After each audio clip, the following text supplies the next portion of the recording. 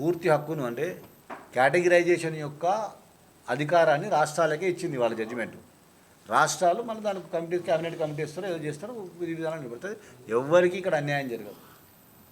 అందరికీ చెప్తున్నా కదా, 100% ఒక సమాజంలో ఒక కులంలో ఇవాళ బీసీల కానీ నెక్స్ట్ సెప్టెంబర్ కాదన్న, ఆల్రెడీ నడుస్తుంది. మొన్న డిఎస్సి రాసిర్రా, అవసరం అనుకుంటే. అందరికీ నమస్కారం. ఈరోజు తెలంగాణ రాష్ట్రంలో యావత్తు మాదిగ జాతికి గొప్ప సువర్ణాక్షరాలతో రాసుకోదగ్గ పండుగ దినంగా దీన్ని కాంగ్రెస్ పార్టీ అభివర్ణిస్తూ ఉంది. గత 50 సంవత్సరాల నుంచి కూడా ఏబిసిడి వర్గీకరణ జరగాలని ఆకాంక్షిస్తున్నటువంటి పెద్దలు పోరాడి ఒక 2 తరాలు 3 తరాలు వెళ్ళిపోయినాయి. మరి దండోరా ఉద్యమం నుంచి ఉద్యమంలో కార్యకర్తగా నాయకుడిగా పనిచేసిన నేను, ఇటు కరడుగట్టిన కాంగ్రెస్ పార్టీ కార్యకర్తగా మాదిగ బిడ్డగా ఏబిసిడీలను ఆకాంక్షించిన నేను గత 10 సంవత్సరాల్లో బీఆర్ఎస్ ప్రభుత్వం మరియు కేంద్రంలో బీజేపీ ప్రభుత్వం ఏదైతే మాట ఇచ్చి మోసం చేసిన క్రమం చూసి చివరకు ఈ ఏబిసిడి వర్గీకరణ జరిగే వరకు మరి నేను బ్రతుకున్నప్పుడైనా జరుగుతుందా లేదా అన్నటువంటి ఆలోచన, ఆ బాధ ఉన్నటువంటి నేను వ్యక్తిగతంగా ఆ బాధ ఉండే నాకు. కానీ ఇవాళ మన ప్రియతమ నాయకుడు గౌరవ ముఖ్యమంత్రి రేవంత్ రెడ్డి గారి నాయకత్వంలో వారు మొదటి నుంచి కూడా ఈ దళితులలో సమానత్వం కొరకు, ఈ ఏబిసిడీల కొరకు వారు కమిట్మెంట్తో ఉన్నటువంటి వ్యక్తిగా ఇవాళ అధికారంలోకి వచ్చిన తర్వాత వారిచ్చిన మాట ప్రకారం అసలు ప్రత్యేకమైన చొరవ తీసుకొని వారు మరియు ఉప ముఖ్యమంత్రి గారు బట్టి విక్రమార్క గారు మరియు దామోదర్ రాజనరసింహ గారు ముగ్గురు కూడా మరి కూలంకషంగా దీన్ని ఎట్లా సాధించగలమని ఆలోచన చేసి వారి కుశాగ్ర బుద్ధితో ఒక సీనియర్ న్యాయవాదిని ఈ రాష్ట్రం తరఫుకెళ్ళి ప్రభుత్వం తరఫుకెళ్ళి మరి సుప్రీంకోర్టులో నియమించి అక్కడ వాదనలు వినిపించి ఆ వాదనలు ఆ కేసు నడిచినన్ని రోజులు పెద్దలు దామోదర నరసింహ గారు స్వయంగా వారు సుప్రీంకోర్టుకు వెళ్ళడం జరిగింది. ఒకరోజు న్యాయవాదిని నియమించే క్రమంలో వారితో పాటు నేను కూడా ఢిల్లీలో ఉండడం జరిగింది. మరి ఈ రకంగా కాంగ్రెస్ పార్టీ శ్రేణులు అందరూ కూడా దళిత సమాజాన్ని, ఎస్సీ సమాజాన్ని పట్టి పీడిస్తూ ఇంకా అన్డెవలప్డ్గా ఉంచుతున్నటువంటి ఏకైక సమస్య ఈ ఏబిసిడి సమస్య. దీన్ని శాశ్వతంగా పరిష్కారం చేయాలని చెప్పి పనిచేసినటువంటి పార్టీ కాంగ్రెస్ పార్టీ. ఇచ్చిన మాట ప్రకారం కట్టుబడి ఉండి మరి కాంగ్రెస్ పార్టీ మాటిస్తే మాట తప్పదు, మనమ తిప్పదు అన్నట్టుగా మరొకసారి ఈరోజు సుప్రీంకోర్టులో ప్రత్యేకంగా న్యాయవాదిని నియమించుకొని వాదనలు వినిపించి ఇవాళ అనుకూలంగా ఈ ఏబిసిడీలు చేసేటటువంటి హక్కును, అధికారాన్ని రాష్ట్రాలకే ఇస్తూ ఈరోజు సుప్రీంకోర్టు ఏదైతే తీర్పు ఇచ్చిందో ఆ తీర్పు వెనకాల ఈ రాష్ట్ర ప్రభుత్వం తరపున, ఈ రాష్ట్రంలో ఉన్నటువంటి మాదిగ జాతి తరపున ఇవాళనే గర్వంగా చెప్తా ఉన్న ఒక మాదిగ బిడ్డగా ఇవాళ మాకందరికి కూడా కులపెద్దగా ఇవాళ రేవంత్ రెడ్డి గారు నిలబడని చెప్పడానికి నేను ఏమాత్రం సంకోచించడం లేదు.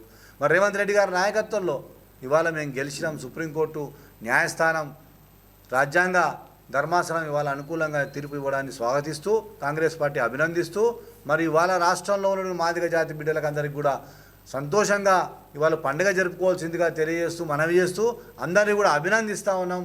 మనకి ఇప్పటి నుంచి మనకు మంచి రోజులు రాబోతూ ఉన్నాయి రేవంత్ రెడ్డి గారి నాయకత్వంలో, కాంగ్రెస్ ప్రభుత్వంలో, మరి ప్రజాప్రభుత్వంలో అని చెప్పి మీకు చెప్తూ బాబుని ఈ సందర్భంగా మీడియా ద్వారా జాతి బిడ్డలకు అందరికీ కూడా మనవి చేస్తూ ఉన్నాం. అదే రకంగా ఒకసారి రాష్ట్ర ప్రజలను, ముఖ్యంగా మాదిగ బిడ్డలను ఆలోచింపజేయాల్సిందిగా కోరుతూ ఉంది కాంగ్రెస్ పార్టీ. ఇవాళ తీర్పు వచ్చిన సందర్భంలో మరి అసెంబ్లీలో ముఖ్యమంత్రి గారు సుప్రీంకోర్టు తీర్పును స్వాగతిస్తూ అభినందిస్తూ మాదిగ జాతికి అభినందనలు తెలియజేస్తూ మరి ఈ తీర్పును ఈ దేశంలోనే అన్ని రాష్ట్రాల కన్నా ముందు తెలంగాణ ప్రభుత్వం ముందు మేమే దీన్ని అవలంబిస్తాము, దీన్ని అమలు చేస్తామని చెప్పి చెప్తుంటే ఈ విషయాన్ని, ఈ ప్రభుత్వం యొక్క మెసేజ్ను మాదిగ జాతికి పోకుండా అసెంబ్లీలో నానా గందరగోళం చేసి గగ్గోలు పెట్టి డిస్టర్బ్ చేసి ఈ ఏబిసిడి వర్గీకరణ చర్చనే జరగనీయకుండా చేసినటువంటి కుట్రదారులు, మోసపూరితలు, దొంగలు, మోసగాళ్ళు ఇవాళ బీఆర్ఎస్ వాళ్ళని చెప్పి ఇవాళ తేలితెల్లమైంది. ఆ రోజు తెలంగాణ ఉద్యమంలో దళితులు ముఖ్యమంత్రి చేస్తా అని మోసం చేయడమే కాకుండా ఇక్కడ నుంచి ఒక కమిటీని తీసుకుపోతా కేంద్ర ప్రభుత్వంతో మాట్లాడతా అని చెప్పి అది మోసం చేసి అడుగడుగున దళిత జాతిని మాదిగ జాతిని మోసం చేస్తున్నటువంటి ఈ కేసీఆర్ మరి 10 సంవత్సరాలుగా కేంద్రంలో ఉన్నటువంటి మోడీ కూడా మరి నేను తప్పకుండా చేస్తా అని చెప్పి ఇప్పుడు చేస్తా అప్పుడు చేస్తా ఊరిచ్చి చేయకుండా మరి మభ్యపెట్టినటువంటి ఇవాళ మోడీ కూడా మోసగాడని చెప్పి తెలిసిపోయింది. జాతిని నమ్ముకొని జాతికి ఇచ్చిన మాట ప్రకారం నిలబడి మాటకు కట్టుబడి ఉండి ఎన్ని కష్టాలైనా ఎన్ని అయినా ఎదురొచ్చి మన కొరకు పాటుపడ్డదంటే రమేష్ దా ఏకైక వ్యక్తి ఇవాళ ఈ రాష్ట్రంలో ఈ దేశ చరిత్రలో ఉన్నది ఎవరైనా ఉన్నారంటే ఇవాళ రేవంత్ రెడ్డి గారు, తెలంగాణ ముఖ్యమంత్రి రేవంత్ రెడ్డి గారు, మరి కాంగ్రెస్ పార్టీ నాయకుడు అని చెప్పి ఈ సందర్భంగా రాష్ట్ర ప్రజలందరికీ తెలియజేస్తూ ఉన్నాం. ఇవాళ ఈ సంతోషించే విషయమే కాకుండా మేము కూడా ఊహించలేదు ముఖ్యమంత్రి గారు ఇంత మరి 100% మాకు అనుకూలంగా ఉంటాడు అనుకుంటే మరి 1000% స్పందిస్తూ ఇప్పుడు ఆన్గోయింగ్ ఏవైతే రిక్రూట్మెంట్స్ ఉన్నాయో, ఆన్గోయింగ్ ఏవైతే నోటిఫికేషన్స్ ఉన్నాయో వాటిల్లో కూడా ఏబిసిడీలో నేను వర్తింపజేస్తానని చెప్పడం చాలా గొప్ప విషయం.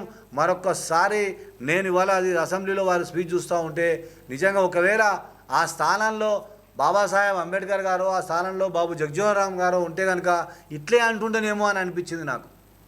నిజంగా ఇవాళ తెలంగాణ మాదిగ సమాజం అంతా గర్వించదగ్గ విషయం, సంతోషంగా పండుగలు జరుపుకోవాల్సిన విషయం.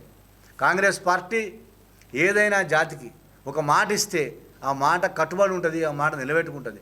ఎందుకు అధికారం లేనకున్నా కూడా 10 సంవత్సరాల పోరాటంలో మన జిల్లా ముద్దుబిడ్డ సోదరుడు సంపత్ కుమార్ గారు శాసనసభ్యులుగా ఉన్నప్పుడు ఇదే రేవంత్ రెడ్డి గారు, సంపత్ కుమార్ గారు ఇదే ఏబీసీలో కొట్లాడితే అసెంబ్లీ నుంచి వాళ్ళను బహిష్కరించినటువంటి సంఘటన ఈ సందర్భంగా జ్ఞాపకం చేస్తూ ఉన్నాం. అంటే కాంగ్రెస్ పార్టీ ఆ రోజు నుంచి ఈ రోజు వరకు కూడా ఏబీసీలో కట్టుబడి ఉందని చెప్పి వాళ్ళ మాదిగ జాతి అర్థం చేసుకోవాల్సిందిగా విజ్ఞప్తి చేస్తూ ఉన్నా. మిగతా రాజకీయ పార్టీలు, మిగతా నాయకులందరూ కూడా ఆ సమయానికి ఏదో మభ్యపెట్టారు. మొన్నటి పార్లమెంట్ ఎన్నికల్లో బీజేపీ చేసినటువంటి గేమ్ మనకందరికీ తెలుసు. అంతే తప్ప వాళ్ళు ఏమి మన మీద ప్రేమ ఉన్నటువంటి వాళ్ళు కాదు, వాళ్ళు ప్రేమ చూపించేటువంటి వాళ్ళు కూడా కాదు. ఇది కొంతమంది దీన్ని వ్యతిరేకించే ప్రయత్నం చేస్తూ ఉన్నారు, వ్యతిరేక భావజాలాన్ని కృషించే ప్రయత్నం చేస్తూ ఉన్నారు. నేను అందరికీ కూడా సవినయంగా మనవి చేస్తూ ఉన్నా. ఏబిసిడి వర్గీకరణ అంటే మాదిగలకు లాభం చేయడమో ఇంకొకరికి నష్టం చేయడమో కాదు.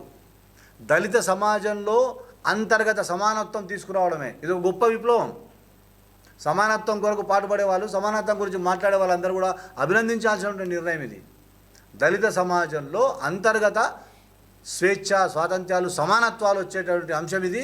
అది రావాలంటే ఏబిసిడీలు చేయవలసిందే. కనుక ఈ నిర్ణయం తీసుకున్నారు. ఇవాళ రేవంత్ రెడ్డి గారి కృషి వల్లనే, రేవంత్ రెడ్డి గారి కృషి వల్ల, డిప్యూటీ సీఎం గారి కృషి వల్ల, దామోదర్ రాజనరసింహ గారు, సంపత్ కుమార్ గారు, అనేకమైనటువంటి కాంగ్రెస్ దళిత నాయకులు, కాంగ్రెస్ శాసనసభ్యులు, కాంగ్రెస్ మాజీ శాసనసభ్యులు, కాంగ్రెస్ పార్టీలో పనిచేసే ప్రతి మాదిగ బిడ్డ, ప్రతి దళిత బిడ్డ, not only Madiga, Congress party SCCL మొత్తం దాంట్లో అందరూ ఉంటారు. అందరం కూడా గద్దర్ లాంటి మహానుభావుడు ఏబిసిడీలు కావాలన్నాడు.